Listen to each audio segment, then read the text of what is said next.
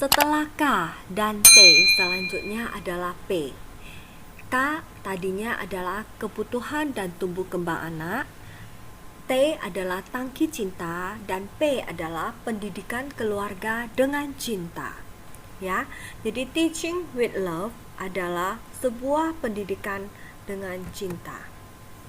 Bagi saya, selalu saya katakan bahwa pendidikan karakter adalah pendidikan dengan cinta. Semua hal di dunia ini yang paling dahsyat adalah daya cinta. Tanpa cinta, itu tidak akan ada sebuah kekuatan dalam melakukan hal apapun.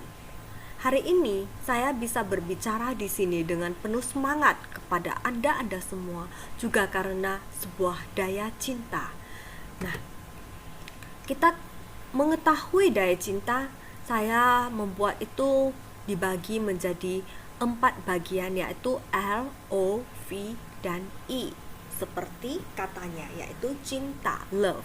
Oke, yang pertama kita love unconditionally, mencintai tanpa syarat. Artinya apa? Kita tidak hanya mencintai anak kita ketika mereka itu sedang baik, lagi baik budi, mau menuruti kita, baru kita merasa kita itu cinta. Tapi ketika mereka nakal, ketika mereka itu menunjukkan perilaku yang bad behavior atau apa, kita itu akan kehilangan rasa cinta kita. Dan ketika kita mencintai dengan bersyarat seperti itu, maka kita akan mudah ditunggangi oleh emosi negatif kita. Oke, jadi yang pertama adalah kita harus ingatkan kepada diri kita sendiri bahwa saya mencintai anak dan pasangan saya tanpa syarat. Oke. Saya pernah membaca sebuah buku yang mengatakan bahwasanya cinta itu walaupun di antara pasangan itu tidak, kalau cinta yang bersyarat ya, itu ketika pacaran, itu ketika mereka sedang baru bertemu di pertemuan yang pertama hingga 2-3 minggu bahkan sampai 2 tahun pertama, itu hanyalah sebuah cinta yang bersyarat, belum sampai kepada kondisi unconditional love. Mengapa? Karena saya cinta kepada wanita ini karena mancung ya hidungnya, karena dia cantik, karena dia sabar. Saya mencintai laki-laki ini karena dia bisa mengayomi saya. Ada kata karenanya. Nah, ketika seseorang itu sudah memasuki tahap pernikahan ataupun sudah lama mengenal dan sudah keluar semua apa sifat aslinya, maka apa yang mereka ungkapkan tadinya yang karena, itu semua adalah karena dia sabar, karena dia mengayomi saya. Nah, itu adalah harapan-harapan kita yang ingin kita dapatkan dari pasangan kita. Itu berarti masih tanpa syarat. Ketika suatu hari pasangan kita tidak memberikan kita hal tersebut lagi, apakah kita masih mencintai mereka? Sebuah tanda tanya besar. Jadi hal inilah yang membuat banyak keluarga itu akhirnya merasa sudah tidak lagi berenergi, sudah lelah, sudah kandas karena apa yang mereka harapkan tadinya di awal-awal masa perkenalan, di awal-awal pacaran dan sebagainya itu tidak lagi mereka dapatkan dari pasangannya. Itu adalah unconditional love atau conditional love. Tentunya itu adalah conditional love. Mereka itu masih mencintai dengan syarat. Nah, ketika pasangannya itu mulai berbeda perilakunya karena mungkin ada tangki cintanya yang tidak terisi, artinya dia dalam kondisi sekarat, maka dia marah-marah ya, dan dia itu dalam kondisi marah artinya dia sedang menyeret Anda, dia sedang memohon pertolongan kepada Anda, help me ya, tapi dia tidak tahu cara mengungkapkannya dengan benar sehingga dia itu menggunakan kata-kata amarahnya. Tetapi kita itu melihat dia itu seperti semakin berubah menjadi orang yang berbeda dengan yang kita kenal, benar? Nah, kalau kita mau melihat lebih dalam lagi dengan kacamata cinta yang tanpa syarat ini, kita akan melihat seorang yang kita cintai itu, dia itu sedang sekarat dan sedang misalnya tenggelam di dalam kolam dan hampir tenggelam dan berusaha menyeret kita untuk masuk ke dalamnya, atau berusaha, sebenarnya dia bukan menyeret kita masuk ke dalamnya, dia itu menarik kita untuk membantu, untuk meminta pertolongan kita, menarik dia ke atas juga. Nah, kalau kita menyadari hal itu, berarti kita dapat menimbulkan sebuah rasa empati dan rasa simpati terhadap diri dia, untuk kemudian kita mengecek apa sumber masalah suami saya, apa sumber masalah istri saya, mengapa dia seperti itu. Dia lagi butuh perhatian loh ini. Nah, dia ini lagi kekurangan tangki cinta yang mana gitu. Nah, lalu baru kita dapat mengisinya, baru kita dapat memperbaikinya. Demikianlah hidup itu harus ada daya cintanya. Ketika kita bisa berpikir dan melakukan hal yang empati seperti itu tanpa syarat, walaupun dia itu sudah berbeda dengan apa yang kita harapkan, itu adalah sebuah daya cinta yang luar biasa yang memang benar menjadi magnet di dalam hidup kita. Oke, daya cinta itu apa sih? Daya cinta itu adalah sebuah cinta yang sama dengan sumber cinta itu sendiri. Sumber cinta itu siapa? Sumber cinta itu adalah pencipta kehidupan ini. Nah, bagaimana cintanya pencipta kehidupan ini? Begitu luas, begitu dalam, begitu tinggi, begitu bermakna, dan tidak pernah pilih kasih. Apakah cinta kita sudah seperti itu? Di dalam diri kita itu yang harus kita isi supaya kita itu jadi lebih kuat, jadi lebih bahagia, dan kita dapat menerima apapun dan menghadapi apapun. Demikian juga kita bisa mentransfer itu kepada anak kita sehingga kita menjadi contoh yang baik dan mereka juga punya daya cinta yang begitu baik sama halnya seperti kita. Oke, jadi mari kita mulai dengan mencintai tanpa syarat. Kemudian open to ideas and opinions. Oke, kita terbuka terhadap ide dan pendapat anak-anak kita. Jadi ini untuk menghindari adanya sebuah pola asuh yang otoriter. Kita membuka diri, mendengarkan apa ide dan pendapat anak kita. Sebenarnya banyak loh ide di antara anak-anak kita itu yang terkadang kita anggap gila, tetapi ternyata itu sangat kreatif dan di luar dari pemikiran kita, bahkan itu bisa membuka wawasan kita. Ya. Percaya tidak ketika misalnya seorang anak yang melihat ada kedua orang tua misalnya ya, dia melihat orang dewasa ya seperti itu bertengkar misalnya. Nah, mereka bisa tiba-tiba begini, ini sebenarnya juga adalah kisah pribadi dari bagian hidup saya. Seperti ini kan saya mengikuti kelas professional counseling ya di Yogyakarta, dan ketika pulang itu saya sharing ilmu-ilmu saya itu ke anak saya karena kebiasaan kita kan sering cerita, sering sharing. Jadi saya menganggap mereka itu sudah seperti orang dewasa. Saya selalu sharekan apa-apa ya yang saya rasakan, yang saya pikirkan dan saya alami itu di share.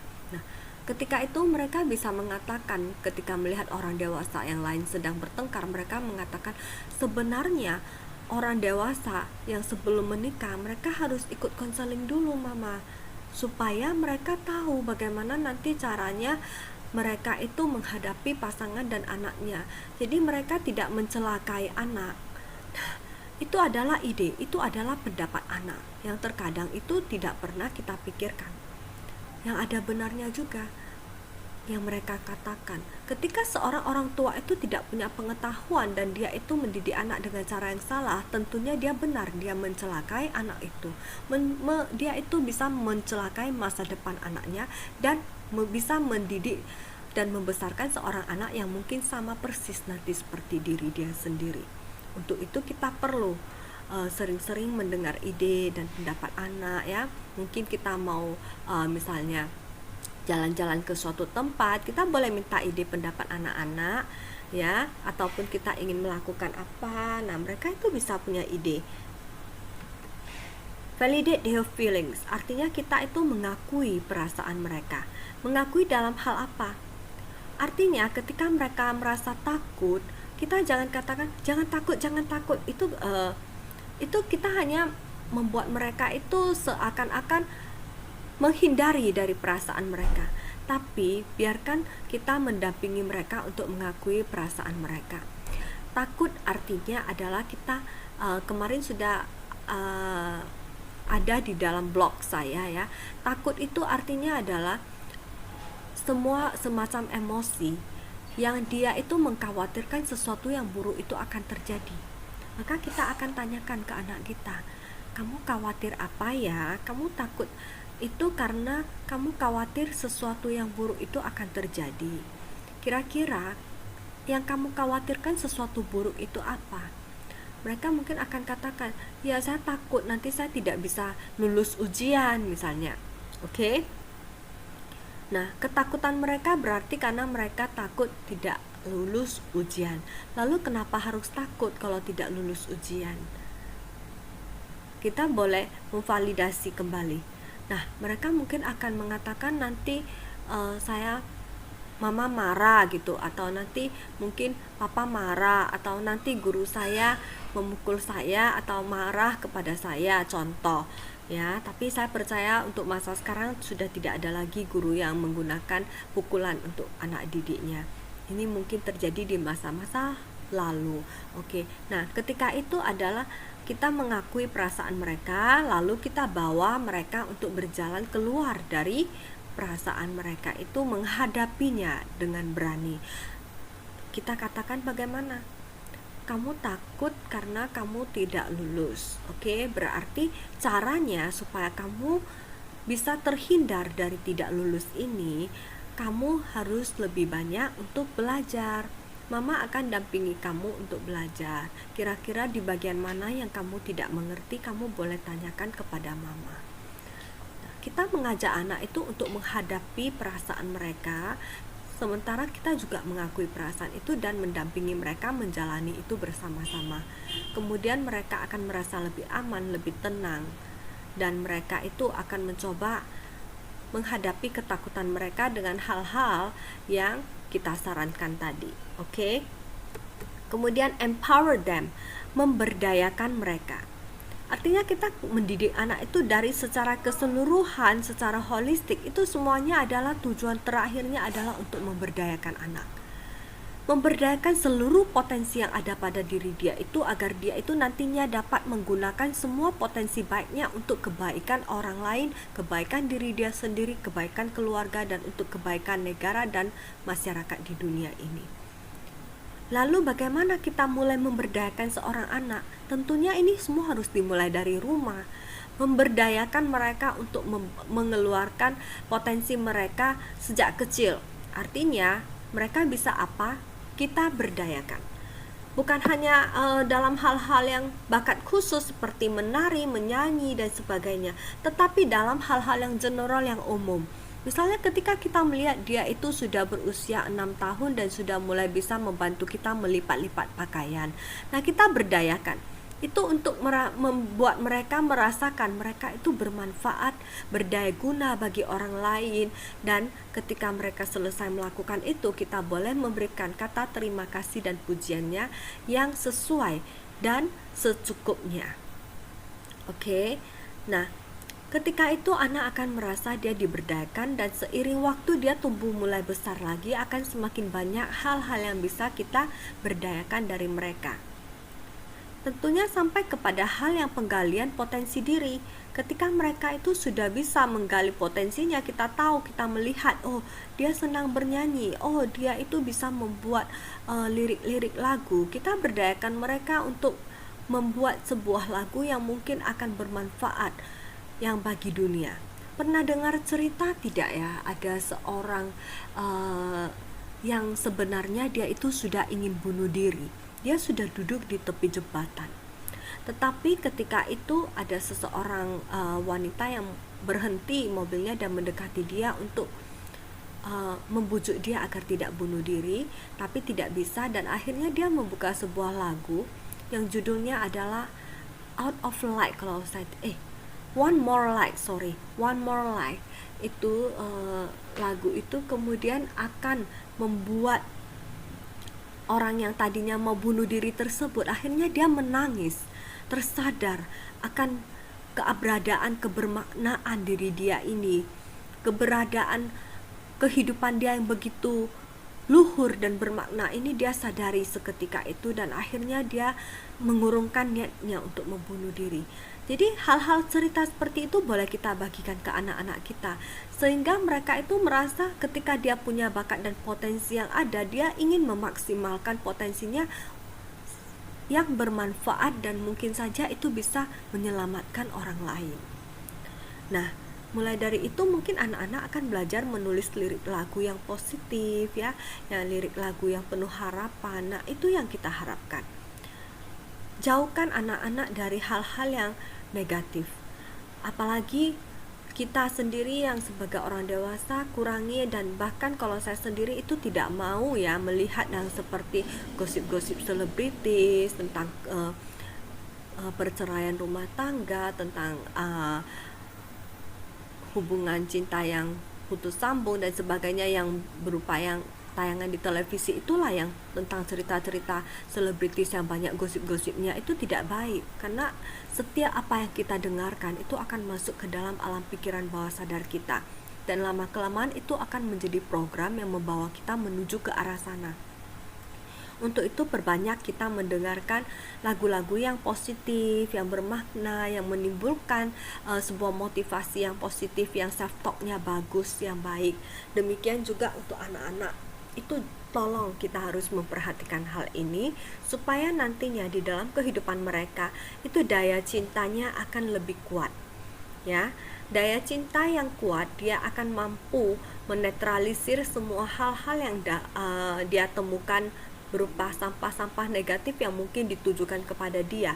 Ketika daya cinta anak itu kuat, itu adalah energi positif, dan ketika negatif itu datang, dia akan dapat menetralisir maupun dia akan menjadi sebuah perlindungan yang lebih kuat dibandingkan dengan negatif yang berusaha menerobos masuk tadi. Oke. Jadi demikian. Semoga setiap dari kita dapat memulai dari diri kita sendiri dulu, seperti yang di awal kita katakan. Tanpa cinta dari diri kita, tidak mungkin kita dapat mencintai orang lain. Cinta dari dalam diri kita itu tidak perlu kita harapkan diisi oleh orang lain, tetapi kita bisa mengisinya sendiri dengan banyak berdoa, dengan menyadari keberadaan diri kita sebagai manusia yang begitu berharga di dunia ini, dengan menyadari kasih Tuhan yang begitu besar kepada diri kita, baik agama apapun Anda. Nah, Anda akan bisa merasakan sebuah kekuatan cinta maha dahsyat yang ada di dalam diri Anda. Dia itu sudah ada, tanpa perlu diberi, dia udah ada di dalam diri kita, dan kita hanya perlu mengembangkannya. Ketika Anda mengembangkannya dan memberikannya lebih banyak lagi kepada semua orang yang Anda temui, baik itu kepada pasangan Anda, kepada anak Anda, kepada pembantu Anda, kepada pelayan Anda, kepada orang yang ada di jalanan, kepada gelandangan yang ada di tepi jalan, dan kepada siapa saja yang kamu temui, maka itu akan berlipat-lipat kembali, menggandakan dayanya itu untuk mencari cara kembali kepada diri Anda secara ajaib. Dan kehidupan Anda tentunya akan selalu dipenuhi dengan kebahagiaan. Kebahagiaan dan cinta itu akan membuat Anda tumbuh menjadi orang tua yang baik, yang penuh cinta, yang bisa memiliki emosional yang tenang, seimbang, dan Anda akan mampu memiliki wawasan yang bijaksana, mengetahui hal-hal mana yang baik dan hal-hal mana yang tidak baik dalam perkembangan anak, sehingga Anda mampu menstimulasi anak dengan sebaiknya, mampu memberi kasih sayang Anda yang maksimal kepada mereka, dan pada akhirnya mereka juga akan tumbuh penuh daya cinta seperti diri Anda, yang memberikan terangnya kepada dunia dan memberikan sebuah sumbangan makna keberadaan diri dia yang positif untuk dunia ini.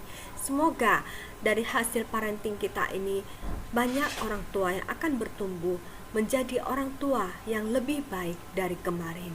Semoga kita semua memang tidak mengharapkan kesempurnaan, tetapi kita mengharapkan adanya progres di dalam hidup kita. Belajarlah sepanjang masa, belajarlah sepanjang hayat. Terima kasih, salam cinta dari saya, Miss Jenny.